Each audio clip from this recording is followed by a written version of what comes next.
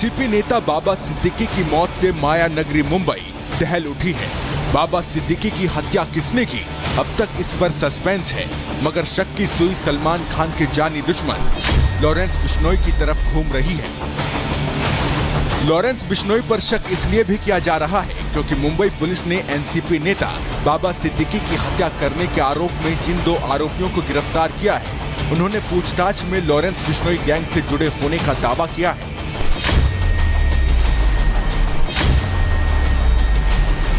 Police सूत्रों के मुताबिक दोनों आरोपी करनैल सिंह और धर्मराज कश्यप ने पुलिस को बताया है कि वो 25 से 30 दिनों से बाबा सिद्दीकी की रेकी कर रहे थे।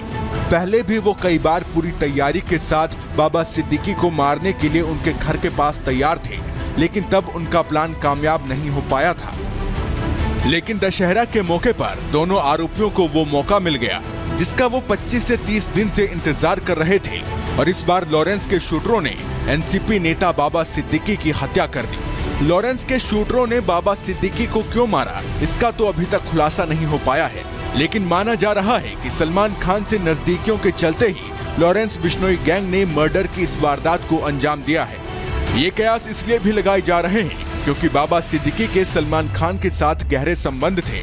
बताया जाता है कि बाबा सिद्दीकी ने ही सुपरस्टार सलमान खान और शाहरुख खान के बीच सालों से चल रही दुश्मनी को मिटाकर दोनों के बीच सुलह करवाई थी, और सलमान शाहरुख की सुलह कराने के बाद से ही बाबा सिद्दीकी सुर्खियों में आ गए थे। ये तो सिर्फ कयास हैं जो बाबा सिद्दीकी के मर्डर की एक वजह हो सकते हैं। हालांकि इस मामले में मुंबई पुलिस की तरफ से ऑफिशियल स्टेटमेंट आना अभी बाकी है।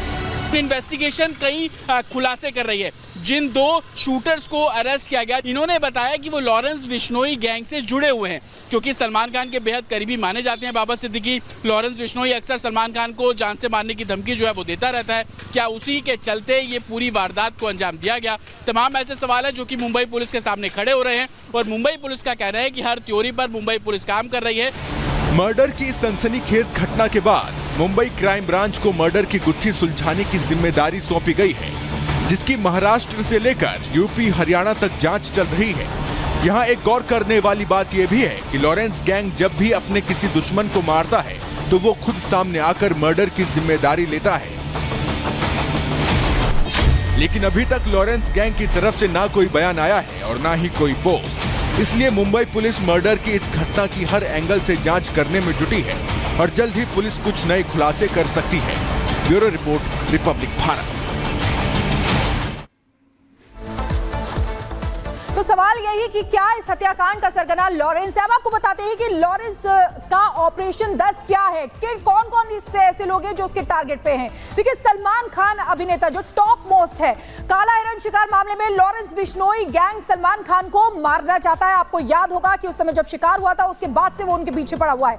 लॉरेंस के करीबी विक्की के शूटर को छिपने में शगुनप्रीत ने मदद की थी। शगुनप्रीत जो सिद्धू मूसेवाला का मैनेजर है, वो भी लॉरेंस के निशाने पे है। वहीं मनदीप धालीवाल जो बम्बीहा गैंग का लीडर है, वो भी इसके निशाने पे है। विक्की के शूटर को छिपाने में मनदीप ने मदद की थी, इसलिए इसके निशाने पर है। वहीं कौशल चौधरी जो गैंगस्टर है, लॉरेंस गैंग के कबूलनामे के मुताबिक कौशल ने भी विक्की मुदखेड़ा के साथ दिया था। वहीं कौशल चौधरी जो गैंगस्टर है, भोलू शूटर, अनिल लट और सनी लेफ्टी को हथियार मुहैया ये करवाता था। इसलिए अमित डागर, लॉरेंस ने अपने कबूलनामे में बताया कि विक्की के कत्ल की पूरी साजिश इसने रची थी, जो काफी करीबी था लॉरेंस के, और इसीलिए अमित डागर भी उसका दुश्मन है। अमित डागर कौशल चौधरी ने तैयार की थी, जो भी पूरी स्क्रिप्ट तैयार की गई थी वो इसने तैयार की थी। सुखप्रीत सिंह ये भी उसके टारगेट पे है। लॉरेंस के करीबी अमित शरण की हत्या के पीछे सुखप्रीत सिंह का हाथ है, इसलिए ये भी उसकी लिस्ट में है।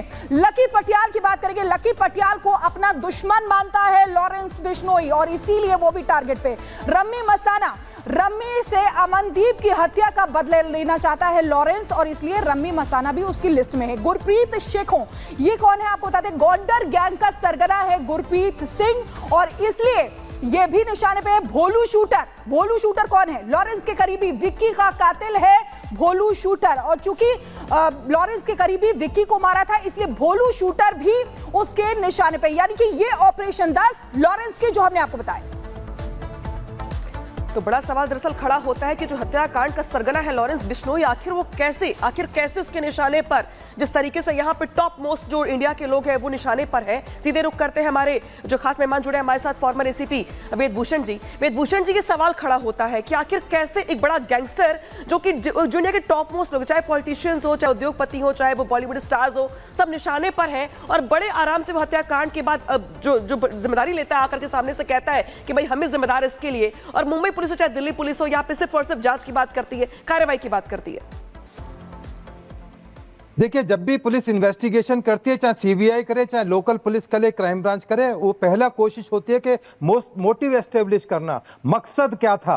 ये आम मर्डर नहीं है, इनके पास सिक्योरिटी थी, तमाम तरह की चीजें थी और वेपन्स किस तरह के ऑटोमेटिक वेपन्स थे कि 6 राउंड फायर फटाफट हो गए और जो उनके पीएसओ थे वो खड़े के खड़े रह गए। तो ये तमाम जो चीजें हैं और सबसे बड़ी चीज है पैसा इन्वॉल्व है इसके अंदर। ये जो आर्म्स सप्लाई होते हैं ये छोटे मोटे आर्म्स नहीं होते, ऑटोमेटिक वेपन्स हैं। तमाम चीजें और इन्वेस्टिगेशंस में आएंगी, इनके सीसीटीवी कॉल डिटेल्स और इनके जो मोबाइल कॉल डिटेल्स से पता लगेगा और कौन कौन इनके एसोसिएट थे, कौन कौन दूसरे लोग इनके कनेक्शंस थे।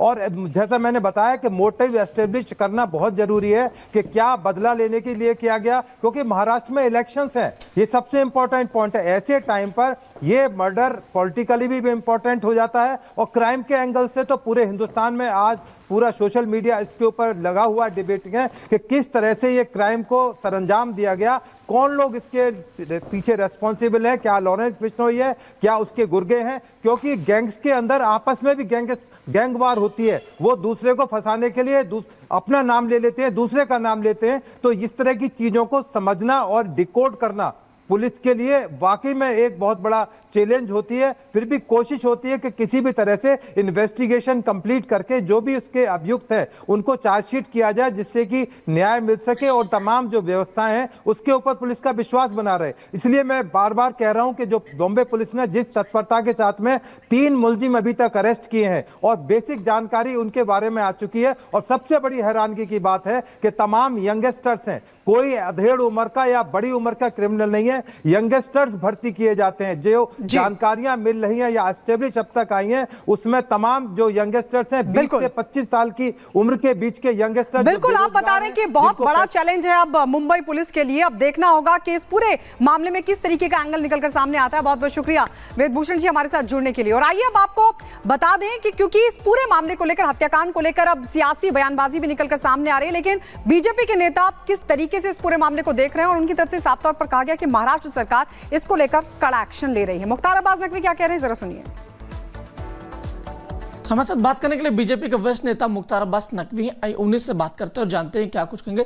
जिस तरीके से महाराष्ट्र के मुंबई में बाबा सिद्दीकी की हत्या की गई, उसके बाद सियासत हो रहे, राहुल गांधी से लेकर या तमाम नेता, चाहे प्रियंका चतुर्वेदी हो, तमाम लोग कानून व्यवस्था, चुनाव आयोग को लेकर सवाल खड़ा कर रहे हैं। देखिए, पहली बात ये कि एक संवेदनशील आपराधिक घटना है और इस आपराधिक घटना में जो भी गुनाहगार है उसके गिरहबान तक कानून के हाथ पहुंचना शुरू हो गए हैं और पहुंचेंगे और उनको कानून के कड़े से कड़े प्रावधानों के तहत सज़ा मिलेगी। लेकिन जहां तक सवाल है इस तरह के संवेदनशील मुद्दों पर भी असंवेदनशील सियासत करना, मुझे लगता है ठीक नहीं। कुछ लोगों की आदत हो गई है जो तर्कों की कंगाली से जूझते रहते हैं और कुतर्कों के मवाली बन जाते हैं, वो हर इस तरह के संवेदनशील मुद्दे पर असंवेदनशील व्यवहार करते हुए दिखाई पड़ते हैं।